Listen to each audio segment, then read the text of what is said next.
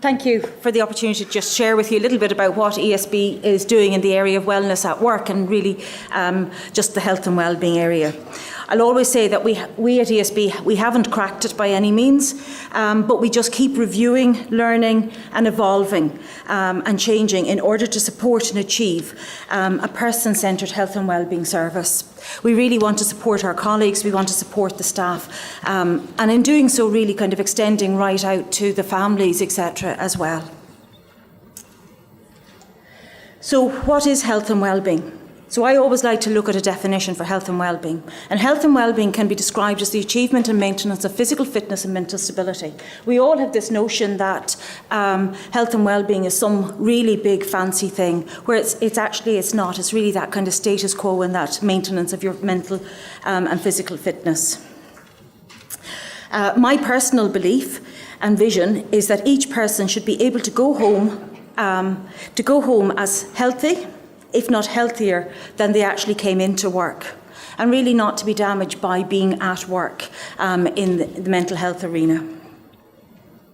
That everybody will go home tired from work, because that's the nature of work, it does tire us out, but still with the energy to actually do what they really want to be able to do outside. I was thinking about I'm not good with figures, I'm not good with numbers, but when I think about the 24 hours in any one day, so we have 24 hours in a day, we have I break it into 3 sections. We have 8 hours for work, 8 hours for the commuting and the playing, and 8 hours sleep. That's what we're told is the best for our sleep pattern. From the point of view of the ESB and our health and wellbeing, I look here at our 5 icons. We do everything within the health and wellbeing area under these 5 icons. If you look here, we have the first one is our physical health. You have personal growth and development. You have mental health. You have your family life and your financial life, all of which feed into the health and wellbeing area.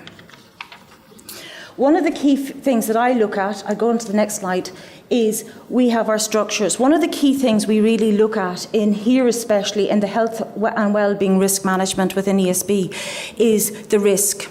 The World Health Organization has told us that by 2021, mental health is going to be the largest occupational health our risk in our health in our occupational disease. Up until now, and somebody else mentioned it earlier on today, they mentioned that physical illness, etc., was there. Musculoskeletal disorders and the physical illness has actually been what has been the major occupational disease over the last number of years and up for as long as we know. That has been exceeded, and that is going to be exceeded by 2021 by mental health as a risk within the organisation, or within the world, not the organisation. And ESB is no different. We often think that as, ESB the size, we're like a small village. But we will not be any different, and we're not trending to be any different. Our trending, when I look at our figures, we are actually going to be the same, that mental health is presenting, and it is going to present within the workplace. We at ESB have looked under health and wellbeing, we've looked and we've designed our team vision, and very much to look to enable and empower each individual to take personal responsibility for their health and wellbeing. We've built our 3 pillars, and in our 3 pillars we have our health and wellbeing support, and under our health and wellbeing support we very much look at the whole area of occupational health, our health promotion programmes, our counselling, etc. Health and wellbeing risk management is that whole area. We sit under the health, safety and wellbeing function, but that's the whole area of risk management, looking at things like the risk of mental health, the risk of physical diseases. We're obviously, a lot of our workforce is a very physical organisation, they have a very physical role, and they also work with things like leads, etc. like that. So that's that whole area of there. And then our proactive health and wellbeing services, and that's where I'm going to delve into a little bit more today. This obviously is, we have our team mission, which is again to enhance the health and well-being of employees by providing proactive, preventative and early intervention health and well-being services. As we move forward, the tradition would have been very much to have been a lot more reactive, that you would have seen what was happening and then react, or the accident has already happened. At ESB, we are really striving and looking towards being very proactive, being preventative and really trying to drive forward that early intervention. Let's not wait until the person is unwell. Let's not wait until the mental health issues or the stress or that person has hit the wall, which we're seeing more and more of. Let's actually build the person up to actually build them before that happens and help them to be resilient. And of course, this is all underpinned by our a governance framework. We have actually recognised that health and well-being within the organisation is a risk. And as such, we've actually built a centre of competency, which we have a lot of senior managers, and we have a director, one of our directors is actually sponsoring our centre of competence, so we can actually really look and drive the health and well-being of our staff throughout the organisation. Wellness of work, I always look at our chains across. So we have clinical, non-clinical, operational, communication and engagement and other. Under our clinical, this really looks at the whole occupational health side. So that is very much looking at your pre-employments, your etc., your ongoing activities, they're the standard audiometry, etc., case management. But the big one there is your health promotion activity, and that's looking at the various things like your Medi-scans and different things that we can actually offer to staff. And medicals, etc.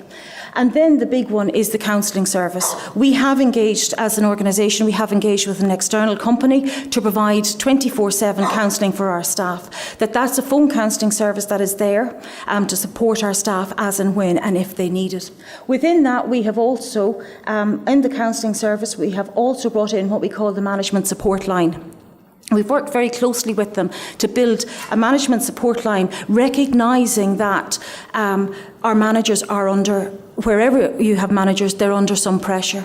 And this is supporting for the manager's mental health, but it's also a sounding block. And one of the things that this is used for an awful lot is where our managers are phoning for advice, in that they have somebody that they recognise that they're starting to develop a mental illness, or that they're showing signs and symptoms like they're presenting maybe late to work, their timekeeping is slipping, their performance is slipping, that there is maybe they're coming into work and they're maybe slightly disheveled, etc. And that these are all some of the early signs of that somebody may be starting to develop a mental health or starting to struggle a little bit in life.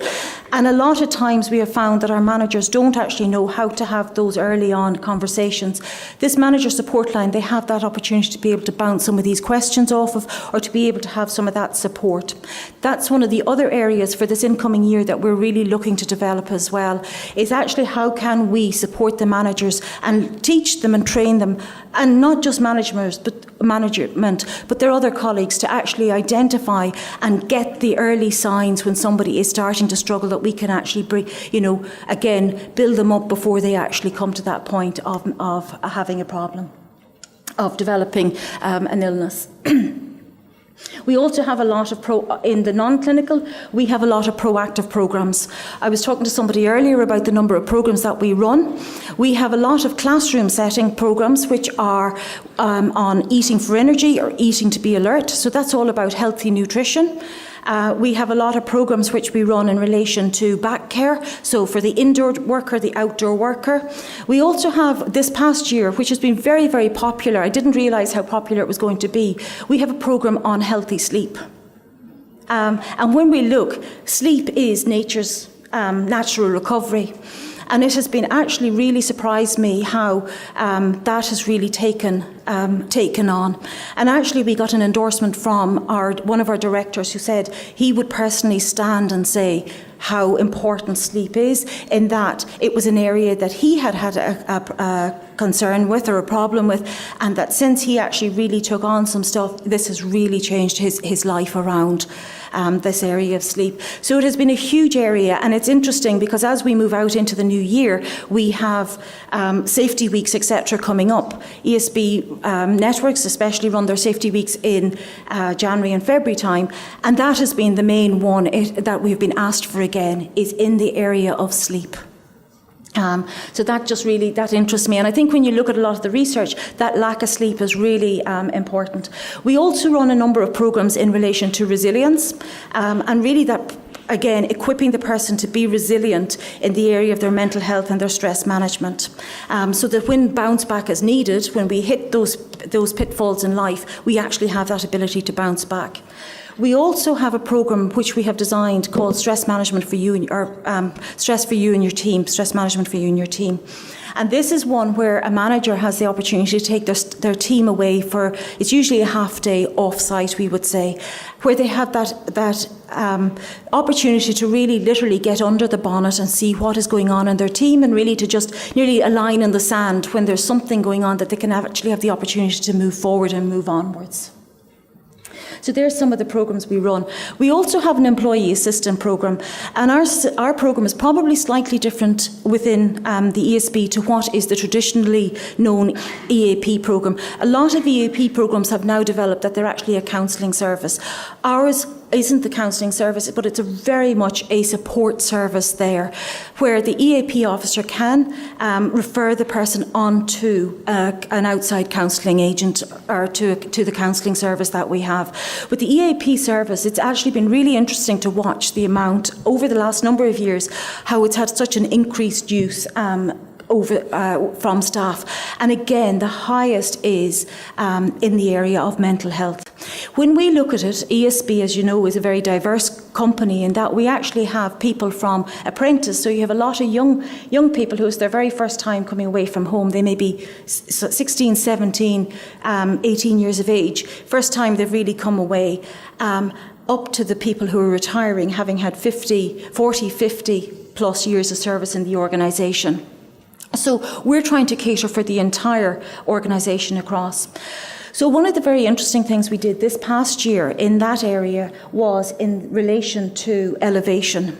Elevation was a programme that we ran as a seed fund for a network of health champions. As you can see here, we have another part is our health champion networks, a crucial part in any organisation for really getting health and well-being, and that right down to the very grassroots. These are all people. We have nearly 60 health champions now. I say nearly 60 because it fluctuates. Some weeks it's 62, some weeks it's less. It's depending on people throughout the organisation. But we have averaging 60 health champions, and these are real advocates for people throughout the organisation, for health and well-being, but especially for mental health and in the mental health arena. And one of the areas that we actually looked at this past year was, as I say, Elevation. And this was about giving a small seed fund to each of the health champions to go and run something locally. One of the most successful ones of those was where a local group of men who are all 55 plus, the entire team is 55 plus, are all coming to retirement. And they are all going. They have all gone into that space of going, we don't know how to go into retirement. The job, that's okay. But basically, you could already see that their health was starting to suffer from that mental health phase, especially in the mental health going, we don't know. And that panic and that anxiety was really starting to set in. And that was an area that we worked. And they actually linked in with Men's Shed. And from that, it was just really looking, going, okay, we can return something here to the community, but we can also have something that these men are preparing during their last years within the organisation to have something for after that. And that's really an important link from a mental health point of view. Also from the apprentice point of view, we're now looking very much at developing the apprentice coordinators and looking at programmes such as, and this is one of the large programmes we're looking at for the incoming year, things like mental health first aiders, assist programs, etc., for actually having those programs developed and identifying some key people that they can actually work with people such as the apprentice, so that you're really working with them and grounding them and developing them and building them up from the very beginning of their career. They may not finish their careers in ESB. They may not they may have 7, 8 careers throughout life, but you want them to be built up from the start. And that's even coming out of, their education or coming out of schools, having them built up and equipped for life. And the final thing I really want to talk to you about is just in relation to power. Power is something we actually launched this past year. We have a lot of classroom programs. We have monthly bulletins, we have our own dedicated website, we have a counselling service, all of which we have actually brought in-house and really branded under ESB, so that we actually, although we have external, we have them all branded as health and wellbeing under our 5 icons, so that we take ownership for them. But the big one is power. And power is an online wellbeing, positive occupational wellbeing resource. And this is an online tool which we have worked with an external company to build around all of our programs in our area. And the idea behind Power is that it looks at the person as a whole. It's the holistic approach. It's an online wellbeing resource that helps you take control of your wellbeing. It supports a proactive approach to looking after your health and well-being by focusing on simple things we can all do to live healthier and happier lives. Power isn't the be-all, the end-all, a huge thing. It's very much about everyday living, everyday healthy living. It's designed to have a number of short questionnaires, so it actually gets to know you. And it's an area where, because it's anonymous, you can be completely honest and very, very open about how you're actually feeling. And from the answers you give and the assessments, it gives you a behavioural management plan. Some of these plans are very, very simple. Some of them are maybe just for 5 or 7 days. Some are far longer. Some may be simply to increase your water intake. Some may be a longer program. But it's all designed back to that sense of changing your behaviour, getting into this healthier place. We know that a healthy mind is often driven by what we feed it, what we listen to, where we're at, and it's about really driving that behaviour of change that we will have, ultimately have the healthy mind. It very much complements and enhances the existing wellbeing initiatives and other activities that we do within the organisation. One of the things as well about Power was that it touches everybody. We, as an organisation, have people dispersed throughout the country. We have people in the UK, Northern Ireland, and worldwide. And this is a tool that has been able to go out to the entire organisation, and everybody has access to this. So again, just back to. Finally, I have 2 slides left, just from a pathway to wellbeing. This is what we looked at this is one of the areas that we really do look at in relation to Power and all of our health and wellbeing initiatives. We look at the nutrition, mind, life, work, sleep and fitness, all which leads to the positive, healthy mind. About building up self-confidence and contentment. Really important, if somebody really does struggle with their confidence, or if somebody is so not content, it drives that a nervous energy and that lack of, and that anxiety. Again, eat healthy and sleep well. Again, very, very important. We talk about the sleeping well. We promote this very much within the organisation.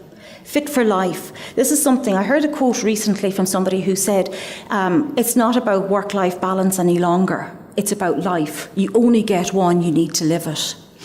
And that's something that struck a chord with me, because I have the habit of being work, no life, or all life, so it's really, I find that very, very hard to balance myself. But this is about ESB, our vision is that people are fit for life. They're not just fit for work, but they're actually fit for life. And that's what we try to build our programmes around. And again, which I touched on earlier, especially resilience. It's about building the person to be resilient. We all face those pitfalls in life. We all face that time when you're actually going, I asked somebody recently, I said, have you ever had a duvet day? And you'll know what I mean when I talk about a duvet day, that day that you just genuinely cannot get out of bed. And we all hit those. And it's about having that resilience and that being built up enough that when that hits, you can actually bounce back and you have that ability. And finally, just in conclusion, I just thought, I came from nursing, my background is nursing, and I always worked on taking the word patient out of everything. And I always built services looking at person-centred care. And it's really no different in health and wellbeing. And for me, it's very much about the person-centred health and wellbeing. That it's not about what does the bigger picture need, but it's about what does that individual person need, valuing that person and what they need and what they bring to an organisation, and building them and equipping them for life. So just in conclusion, we run a lot of proactive programmes. We have the occupational health support. I've popped in there a little bit on why-based safety. That's a safety behavioural cultural change programme that we're actually embarking on now. As I said earlier, we sit under health, safety and wellbeing function. Sometimes you'll find that health and wellbeing sits under HR, sometimes it's under health, safety and wellbeing. We sit under the safety. And that's an area that all of these these safety programmes, all of them bring in the health and well-being as well, because we recognise the need for a person to be healthy, to be safe. In order to be safe, they need to be healthy as well, and that's really important, that they're actually present and in the moment. We have our counselling service, a lot of employee engagement. We have diversity and inclusion. Bernie's here today, and Bernie would look after all our diversity and inclusion. With the monthly bulletins and web information, local wellbeing champions, power and EAP support and information. And that's really just very much a helicopter view of what we do within ESB. We continue to look for ideas, we continue to look for more to be able to continue to do and to really look at improving our staff's health and wellbeing. To steal one quote that really has sat with me for a long time is one I heard from, I think it was IBEC some years ago, and they ran a conference which was called "There's More to Safety Than Health, There's Wellbeing." And that was just something that, for me, was incredibly thought-provoking. That there is more to safety. Often we look at health and safety, and because mental health is now being seen as an occupational risk or a hazard, that's where it comes very much under the health and safety banner. But there is more to safety than health. There is the wellbeing element, and that's why I think a really substantial health and wellbeing programme within an organisation is crucial. Thank you.